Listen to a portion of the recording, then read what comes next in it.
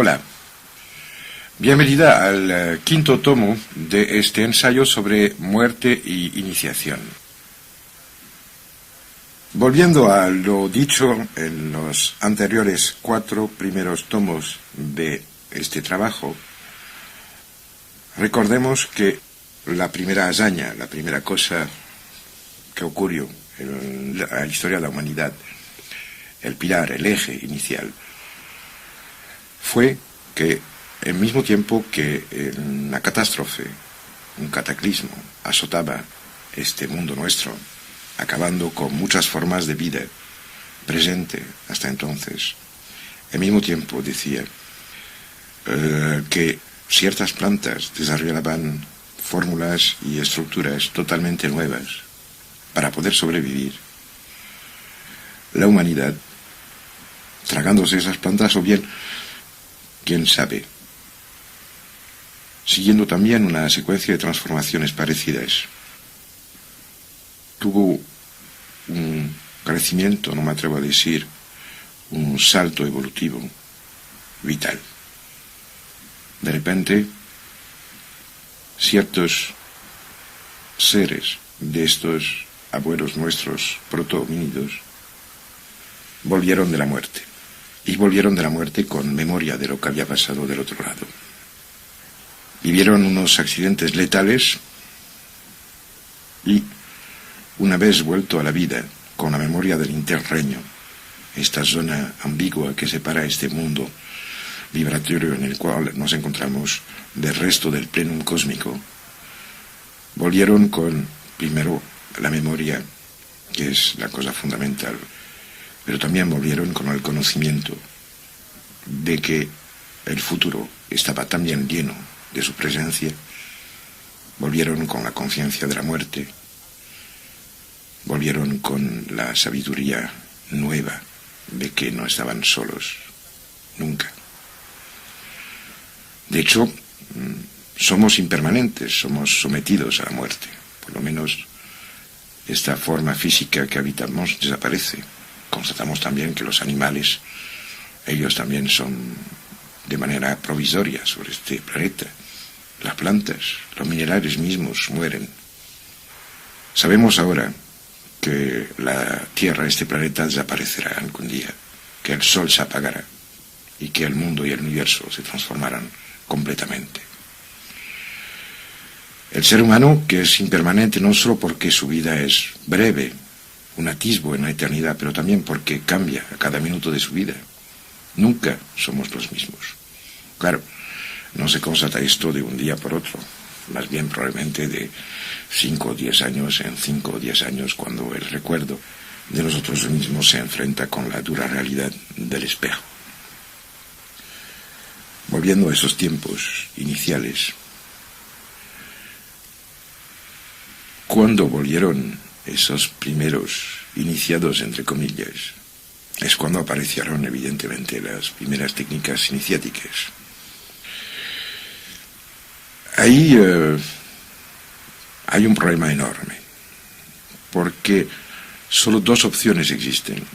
O bien es de esas experiencias seguidas una y otra vez, que por acumulación nacieron las primeras técnicas, los primeros sistemas de iniciación, o bien intervinieron algunas o alguna voluntad llegada de un plan superior, totalmente desconocido por nosotros.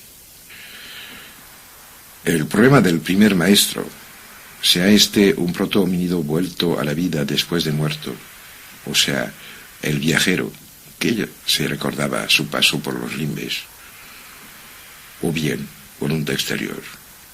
Hay una pregunta absolutamente fundamental que plantear, y es la siguiente. Al momento en el cual ocurrieron esas primeras experiencias, existían ya esos otros niveles a los cuales la conciencia tiene acceso de todas maneras una vez que morimos, pero también a veces, y parece ser que últimamente cada vez más, a ciertos momentos de peligro orgánico o de destructuración física. Realmente estaban habitados esos niveles de realidad, y si lo eran, ¿por quiénes estaban habitados?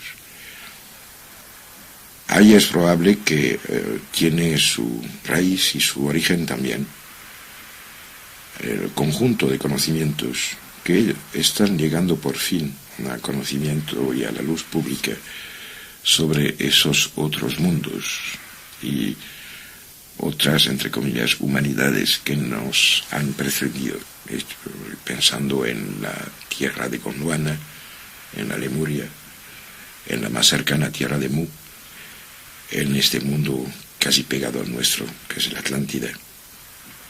Y puede ser, si se escucha, una cantidad bastante grande de esos relatos que nos están hechos últimamente por los que vuelven hoy día desde el otro lado de la realidad, desde el primer peldaño de esta escalera sin fin de planes existenciales que llenan el universo. Puede ser que también de otros planetas. Tengo en mis archivos personales relación de 2 planetas concretos que extrañamente me fueron hechos por personas que no se conocen entre sí, no tienen posibilidad de haber tenido contacto alguno, no viven en el mismo país y ni siquiera hablan el mismo idioma. No tengo la intención esta vez de aclarar el tema de qué planetas trata, pero os puedo precisar que me hablaron los 2 de un planeta concreto, dando el mismo nombre genérico. Me describieron los seres que ahí viven, que son personajes de color azul, más grande que nosotros, de ojos alargados, tirando hacia las sienes, que hablan con una voz muy aguda, casi imperceptible, y que por lo visto se dedican a unas actividades que por nosotros están un poco desdichadas, como puede ser la sensibilidad poética o cosas del mismo tipo. De todas maneras, esta anécdota me sirve únicamente para deciros que muy probablemente cuando entraron los abuelos fundadores, los padres mismos de la humanidad, en esos planos desconocidos, se encontraron con otras mentes, se encontraron con habitantes de esos planos diferentes. No quiero decir superiores porque nada nos permite decir que lo sean. Diferentes sí que lo son.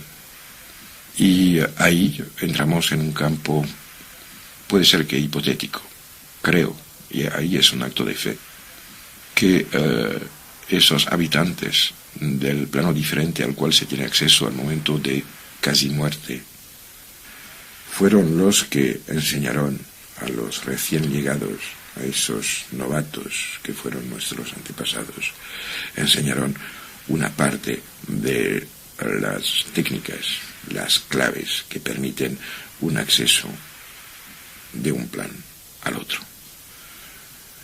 Hurgando dentro de la memoria de la humanidad y dentro de los testimonios de los cuales disponemos en los últimos 5 siglos, no hace falta ir mucho más lejos, y con más hincapié en unas cuantas vivencias aparentemente vividas en este siglo que es el nuestro. Parece ser que incluso existen no solo personas que se mueven de un plano al otro, sino también sitios concretos de origen natural y sitios concretos fabricados por el hombre, en los cuales el paso de un nivel de realidad al otro está facilitado. Serán estos sitios las puertas industridas de las cuales hablaba Jacques Berger en los años 60, y como me lo comentó directamente en la época en la cual yo estaba yendo con muchísima regularidad en los locales de Planeta, en la rue de Berry, en París. No lo sé. Lo que sí sé con toda certeza es que existe una extraña semejanza entre los planos, organización interna, la manera de moverse dentro de los sitios sagrados, que me hace pensar que probablemente detrás de lo que vemos y que conocemos existe un sinfín, un corpus gigantesco de conocimientos que hace que, a pesar de que si ustedes van a seguir una procesión dentro de una iglesia dando vueltas debajo de las bóvedas, rodeando las columnas, y entro en un sitio en el cual hay agua, unas pilas bautismales, y acercándose a un sitio en el cual hay llamas en el altar, pasando por debajo de una cúpula por la cual entra la luz filtrada en varios colores debido a los vitrales, en un sitio que habitualmente está orientado este-oeste, etcétera, etcétera, y que no pasa nada, no quiere decir que si estaba perfectamente hecho, no pasaría algo. La tradición está repleta de comentarios sobre esos sitios fundamentales en los cuales el contacto entre los planos del universo es más fácil. No hay nada extraño en esto. Imagínense que si quieren ir al cine, tienen que pasar por la puerta, y si se quieren bañar, tienen que ir al mar o al río. O sea que todas las críticas y comentarios no podrán hacer nada en contra de esto. De todas maneras, os aconsejo de escuchar tanto lo que digo como lo que pueden leer o oír con una postura única, la de dejar paso a lo posible. También dejar la posibilidad al inimaginable de existir. ¿Sabe? Acuérdese que Einstein mismo decía que lo más increíble e inimaginable de este universo sea que lo podamos imaginar. Y también otra citación de Haldane que decía que a la escala universal solo lo increíble y lo imposible tenía una posibilidad de existir. De todas maneras, lo únicamente evidente para mí es que la construcción de los cuerpos de datos iniciáticos de los cuales estaba hablando, así también como los eventuales encuentros con conciencias superiores a la humanidad, o solamente diferentes, o bien investidas de poderes espirituales, solo pudieron ocurrir posteriormente al desarrollo de esta conciencia humana muy nueva, y también posteriormente, antes de la conciencia humana, al despertar inicial de la capacidad protohumana de acceder a los otros planos de existencia con memoria, porque ahí hay que apuntar otro dato, y es el siguiente: todo lo que tenemos como referencias de esta época, no quiero poner en juego mis experiencias personales sobre memorias diferentes, apuntan hacia el hecho que en este interreño, esta zona límbica a la cual accedieron los antepasados, también había animales, y que esos animales estaban provistos de conocimiento, capacidad de decisión, sentimientos y voluntad. Claro está que esto plantea un enorme problema, porque estamos en una sociedad construida prácticamente sobre la rapiña. Imagínese la cantidad de animales que mueren cada día solo para alimentar una humanidad que, de hecho, podría muy bien sobrevivir sin recorrer a esto. ¿Qué pasó? Pasó que los primeros maestros, para mí, después del encuentro con los que ya sabían, los habitantes del primer otro nivel de realidad, volvieron y tuvieron una dificultad terrible para poder transmitir lo que sabían a los que no habían ido. ¿Sabe? Durante años corrió una historia en ciertos ámbitos que decía que en la época en la cual se calculaba la primera bomba atómica, todos los datos necesarios que habían sido recogidos y en los cuales Oppenheimer tenía un papel importante, estaban recopilados dentro de un pequeño libro que se llama Project Manhattan. Dicen que esta leyenda, que el cuaderno del proyecto Manhattan se perdió en una acera y que fue recogido por personas que al ver que no entendían nada de lo que había ahí dentro, lo entregaron a una comisaría. Estamos un poco en la misma situación, porque ¿cómo poder hacer comprender a un grupo de seres orgánicos que empiezan a tener conciencia la inmensidad de las cosas integradas por alguien que ha cambiado radicalmente. Me dirán que eran diferentes. No por fuerza. ¿Sabe? En los últimos tiempos se han hecho experimentos muy extraños. Por ejemplo, tenemos casos de investigación dedicadas a lo que se llama la visión ciega. Estos experimentos fueron los siguientes: en personas en las cuales zonas cerebrales que corresponden a la vista, o sea, a la síntesis de imágenes, estaban destruidas. Los primeros casos estudiados fueron en los hospitales militares americanos en Manila durante la guerra del Vietnam. Y esta gente tenía efectivamente el centro de coordinación de la información visual destruido.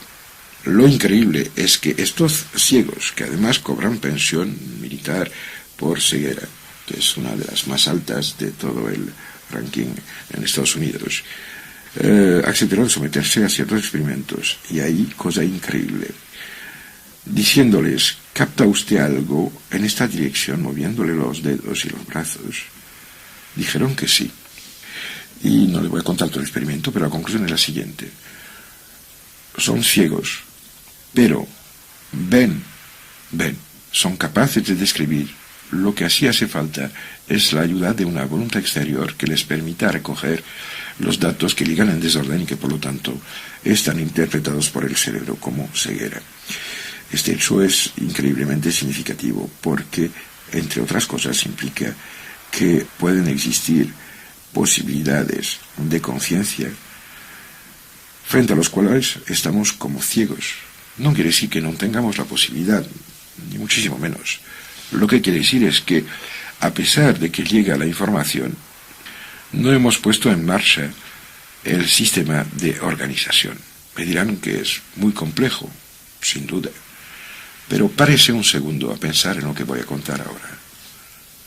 Cuando frunzo las cejas, o sea que estoy ahí poniendo mi frente arrugada por preocupación, concentración o cabreo, estoy moviendo ni más ni menos que entre 70 y 80 músculos en una secuencia muy organizada y de una complejidad extrema.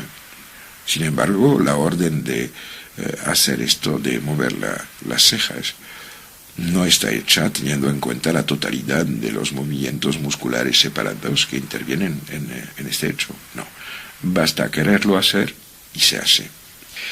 La pregunta enorme es: ¿qué o quién sabe y qué está detrás de mi voluntad y que permite que mi deseo se transforme en hecho con una regularidad y una eficacia perfecta? Ocurre lo mismo cuando levanta el brazo o cierra el puño, porque cada músculo flexor tiene que estar acompañado a medida que se pone en marcha con un reflejo del otro, del extensor, etcétera, etcétera. Sin embargo, vivimos dentro de ese cuerpo que ignoramos casi totalmente, teniendo solo conciencia de unas casi funciones simbólicas del mismo, y a pesar de esto lo utilizamos.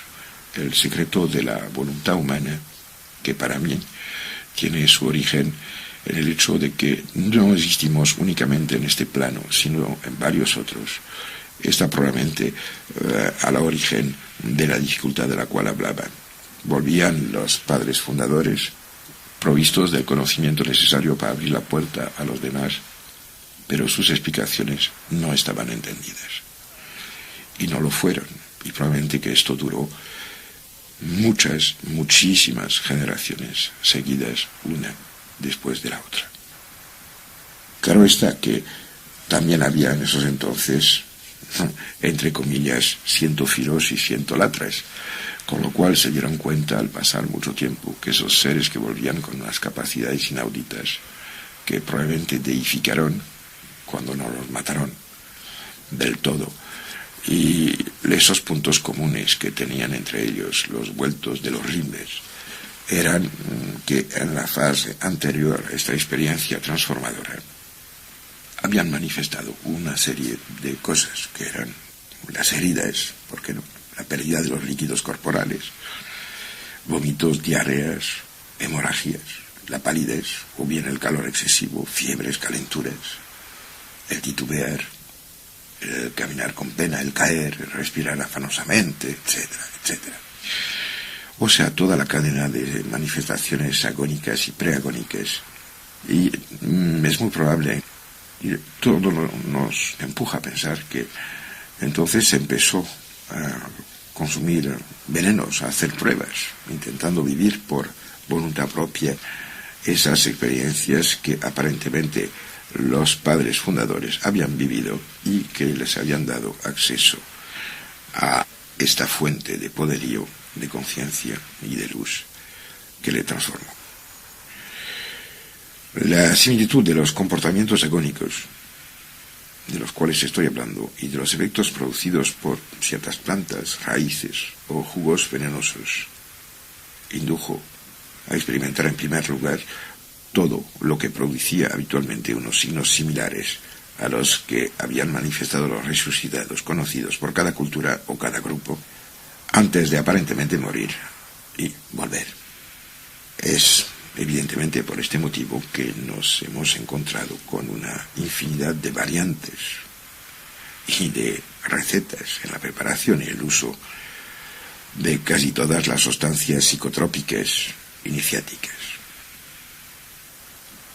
Amén de esto, es también de entonces que se puede fechar, datar el conocimiento de los venenos, que es probablemente uno de los más antiguos de las culturas humanas y uno de los primeros también. Así también como los tabúes, las prohibiciones, ¿no?, de comer ciertos productos, o bien las prohibiciones de hacer ciertas preparaciones, parte porque habían encontrado unos efectos interesantes, o bien parte porque efectivamente se habían dado cuenta de que quien lo hacía se moría. A este punto de vista creo que es momento de dejar bien claro la diferencia que apunté ya en tomos anteriores. Es que no estoy hablando de productos alucinógenos en general, ni siquiera quiero considerar, cuando se está hablando, las drogas que sean naturales o compradas en farmacia, de efectos placenteros o inhibidores de la realidad. Estoy hablando de estos productos atroces que tanta fama por mala suerte tienen hoy día y que para mí son una solemne mentira, una tradición,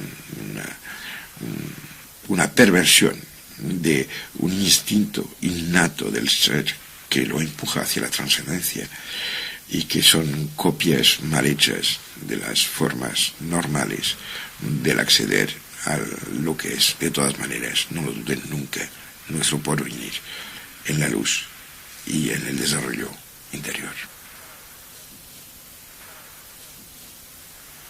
Lo que estaba en mi mente cuando les hablaba de esos productos eran los productos similares a los que aparecen en el cerebro humano, en la mente, pero teniendo en cuenta únicamente su existencia molecular y su existencia orgánica en ciertas circunstancias cercanas a la muerte y que son idénticas o similares a otras moléculas aparecidas en vegetales en medio del cataclismo que acompañó al nacimiento de la conciencia humana y el amanecer de su capacidad única para cambiar de nivel de realidad.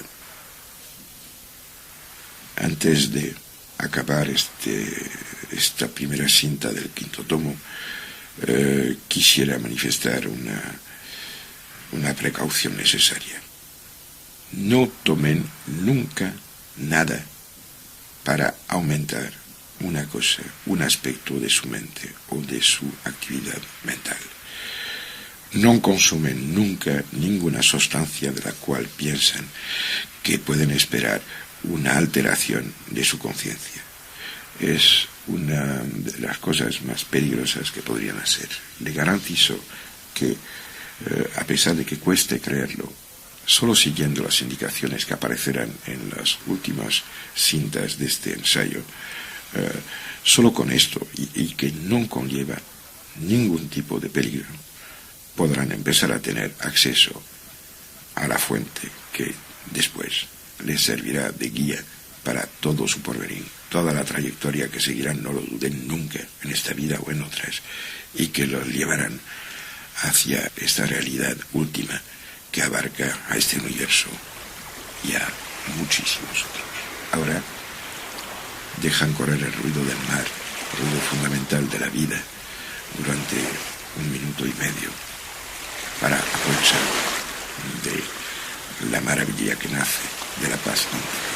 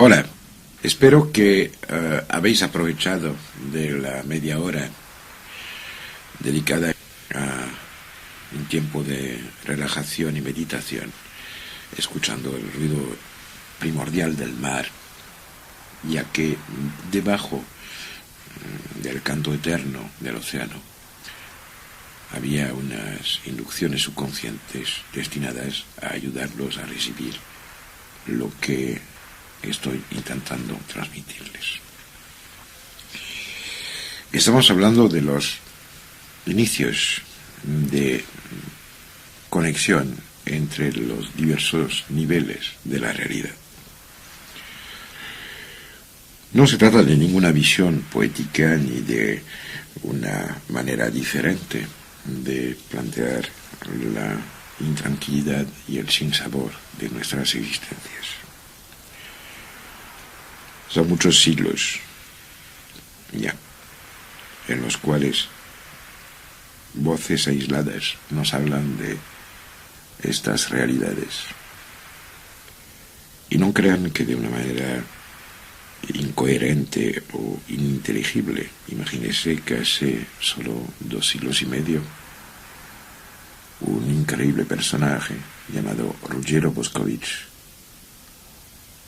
un jesuita nacido en la actual, tristemente célebre Yugoslavia, en Dubrovnik, escribió un tratado llamado De Punctata, en el cual describe con una precisión milimétrica la misma cosa que lo que ahora mismo en nuestro tiempo describe la física de los cuantos. La única diferencia es que él llamaba puncta lo que con los quantum llamamos una cantidad inicial. La única diferencia. Nadie lo entendió en su época.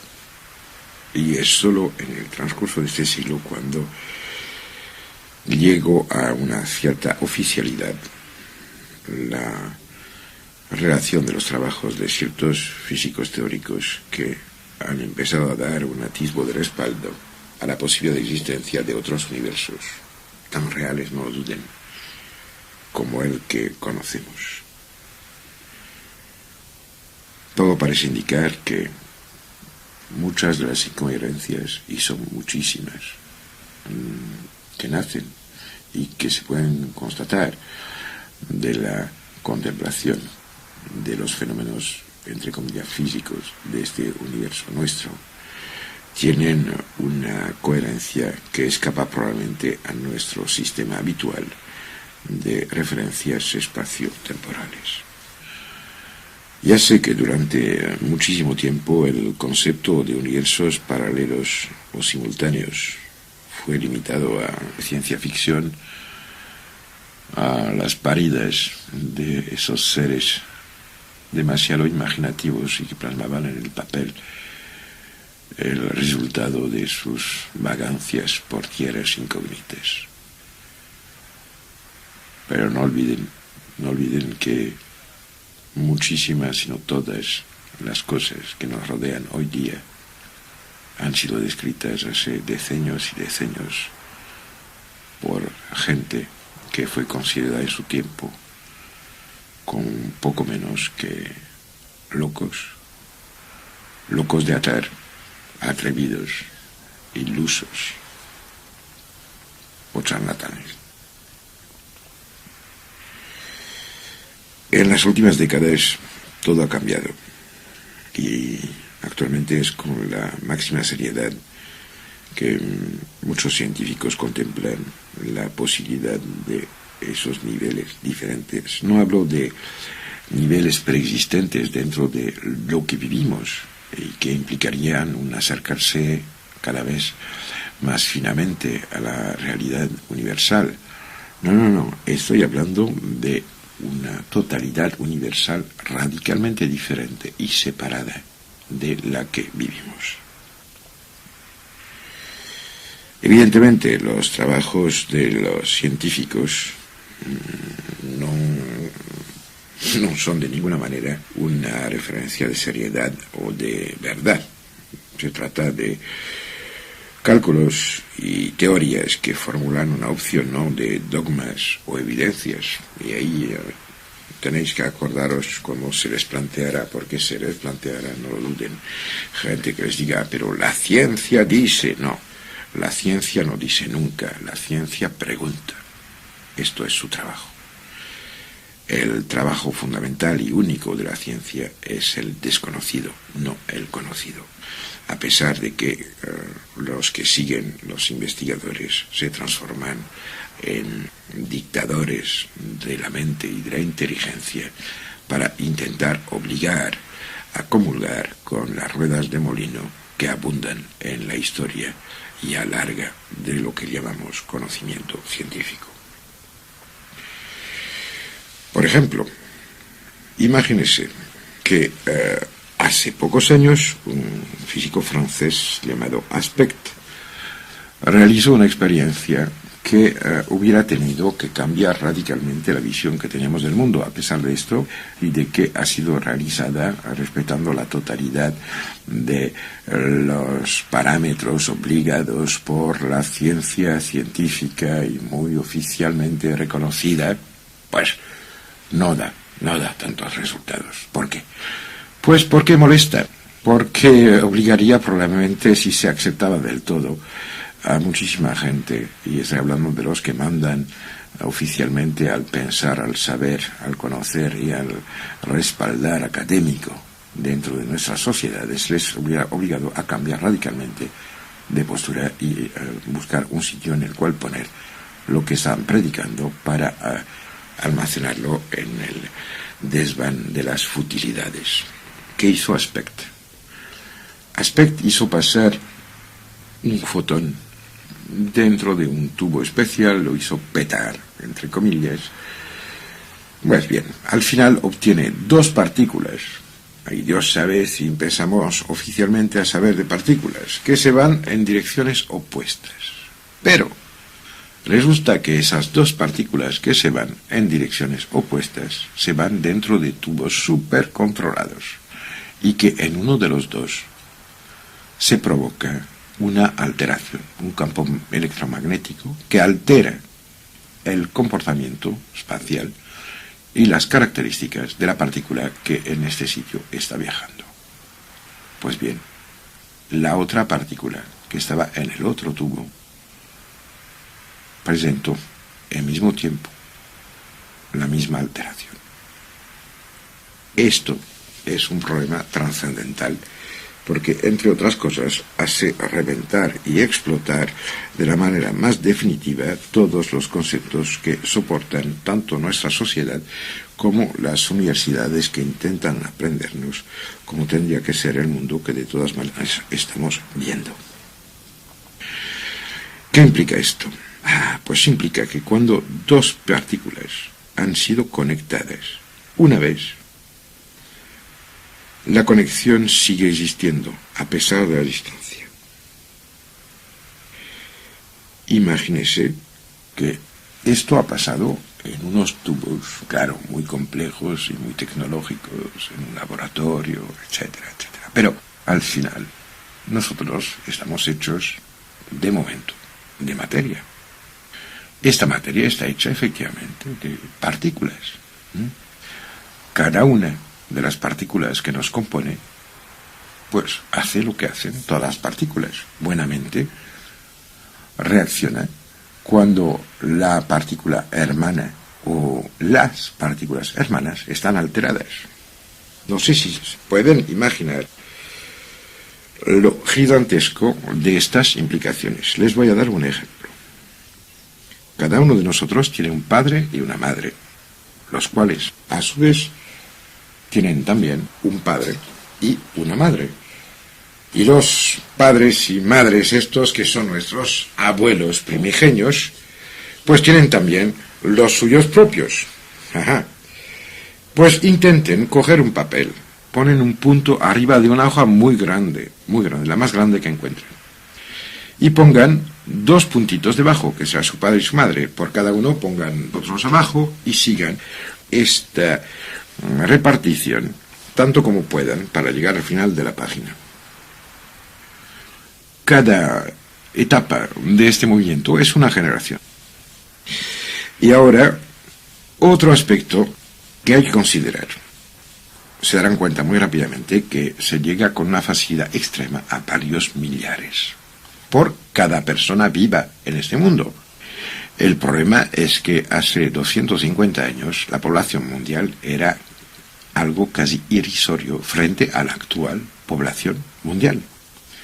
Si se hace este trabajo de coger padres y madres de cada padre y madre sobre 20 generaciones y que se tiene en cuenta la cantidad de gente que vivía hace 20 generaciones, la diferencia de número demuestra de que estamos todos, si no hermanos, por lo menos primos.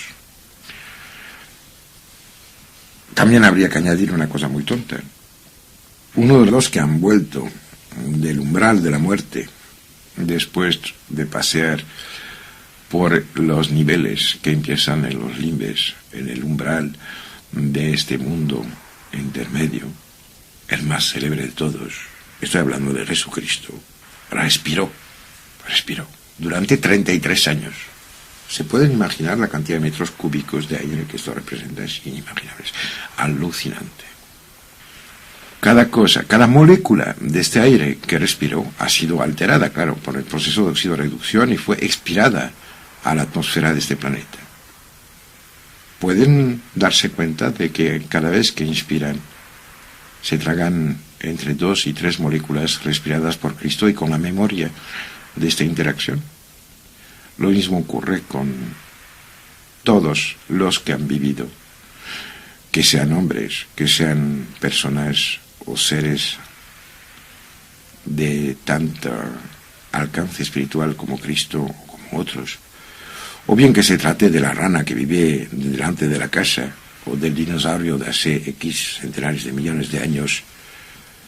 Estamos permanentemente tragando algo que conlleva la memoria de las interacciones y que sigue conectada con todo lo que tuvo una interacción en la genia del tiempo.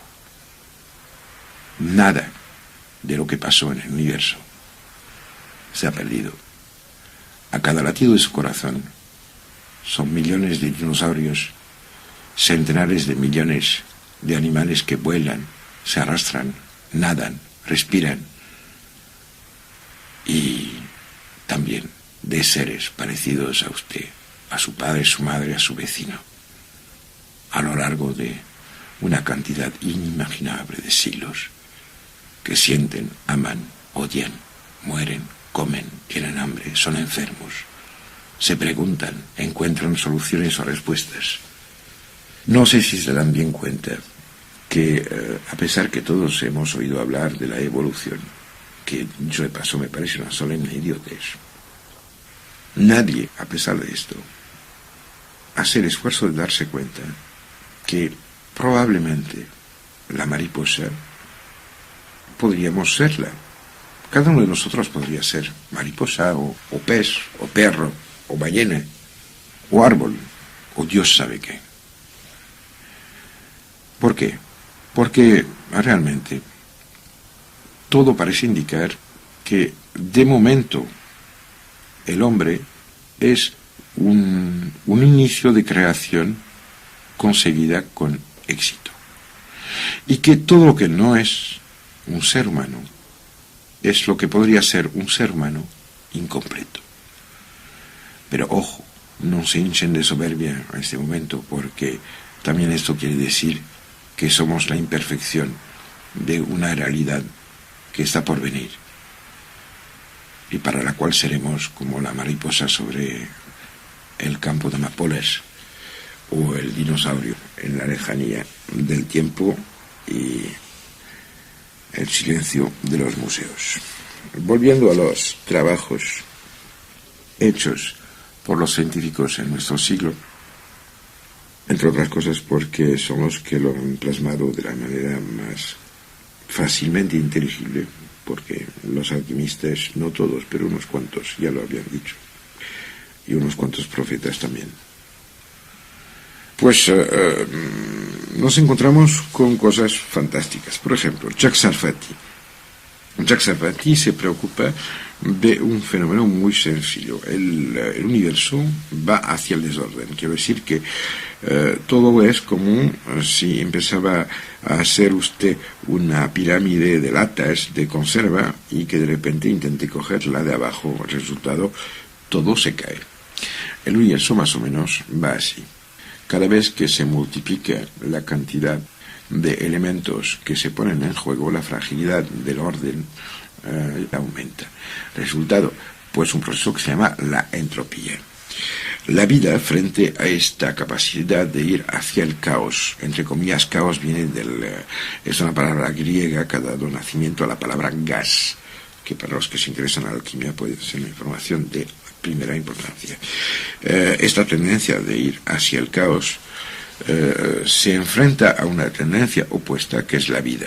Efectivamente, la vida recoge elementos existentes en el universo exterior y los transforma dándole su organización, su orden personal, su mensaje que nace del ADN, o sea, el ácido desoxirribonucleico que lleva el mensaje de organización que nos permite existir.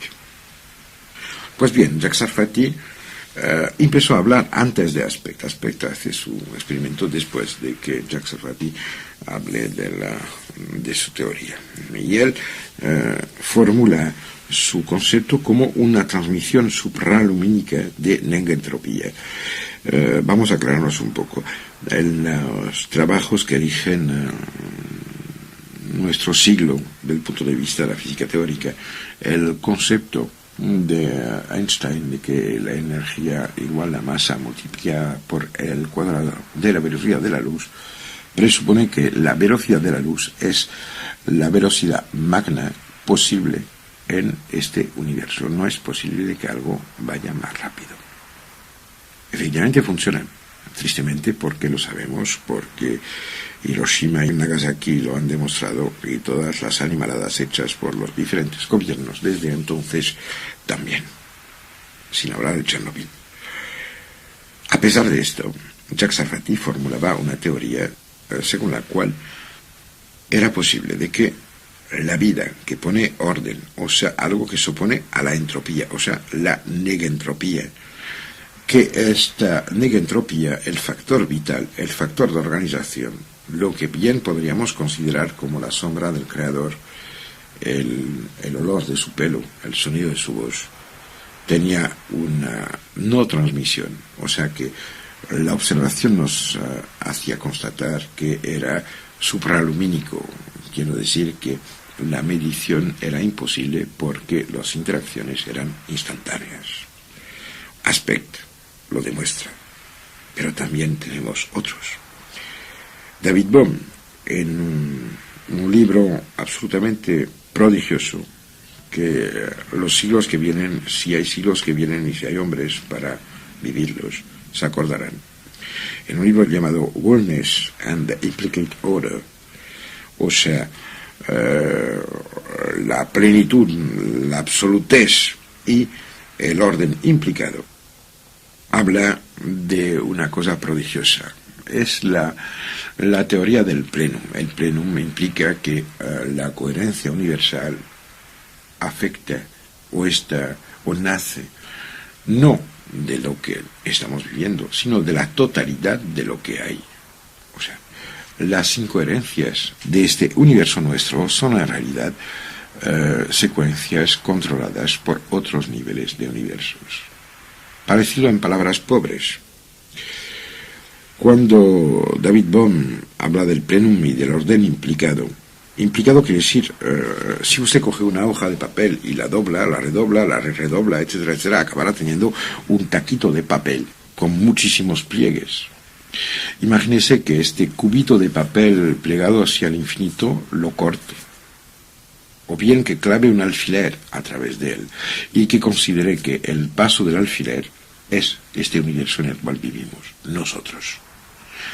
En realidad tendrá interacciones e intervenencias de una infinidad de otros pliegues diferentes, y es muy probable que para poder entender de la manera más sana posible la realidad última, pues sea necesario de desplegar este mensaje que nos entrega el alfiler clavado a través del redoblarse hacia el infinito del universo.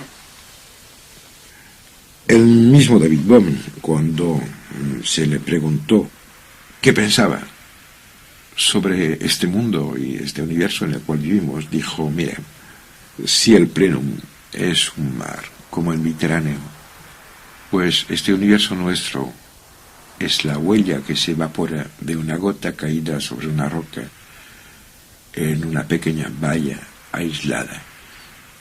Imagínese lo que se evapora de la huella de una gota.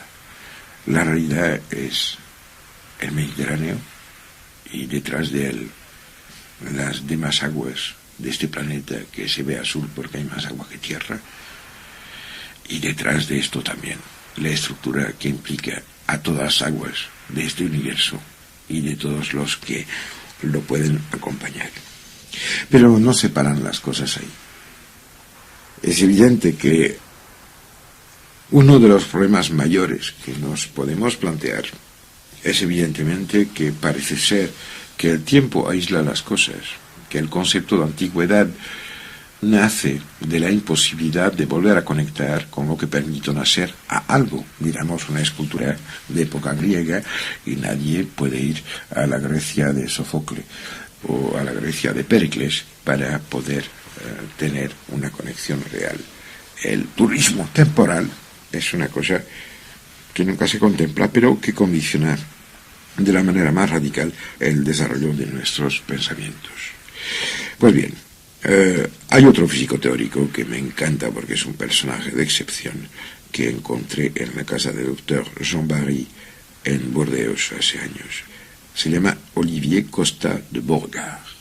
Este hombre, cuando se empezó a dar cuenta de la increíble diversidad, de la aparente incoherencia de una infinidad de fenómenos, se dio cuenta de que la única cosa que podía ser variable ahí dentro y que permitía entender, entre otras cosas, fenómenos como los que el experimento de Aspect nos manifiesta, o como la teoría de David Bohm nos inflige como castigo a la existencia, era el tiempo. Y efectivamente, Olivier Costa de Borgard llegó a formular una teoría alucinante y que desde el punto de vista matemático y físico no se puede ni cuestionar ni siquiera preguntar. Es así. Él habla de la posibilidad de una reversibilidad de la direccionalidad del tiempo. O sea, que el tiempo no corre en una sola dirección. Estamos habituados a pensar de que todo va del pasado hacia el presente, esperando de ir hacia el futuro, sin que nadie, bien lo sabemos todos, pueda pararse en ninguno de los sitios de esta figura efímera. Llego a calcular la existencia de dos vectores temporales de direcciones opuestas inicialmente y, según los últimos trabajos suyos, no opuestas, sino únicamente diferentes. No sé si se dan cuenta que los trabajos hechos por estas primeras figuras son a su vez acompañadas por una infinidad de investigadores menos conocidos, y que la pletora de teorías que se manipula hoy día es inimaginable. Y antes de cerrar este quinto tomo, hay que decir que lo que más me fascina es que en su inmensa mayoría apuntan todos, absolutamente todos, hacia la posibilidad de que evidentemente este universo que empezamos a conocer, porque solo lo empezamos a conocer, no es el único. Creo que tanto la parte más eterna de Olivier Costa de Borgard, de David Bohm, de Jacques Sarfati, de Ruggero Boscovich y de muchos otros de los cuales no he tenido el tiempo de hablar, conectaron con el inicio de conciencia de esas otras realidades. Tuvieron la suerte de no tener que pasar por una experiencia letal de casi muerte para poder formular de manera inteligible esta intuición poética y fantástica. Muchos han muerto.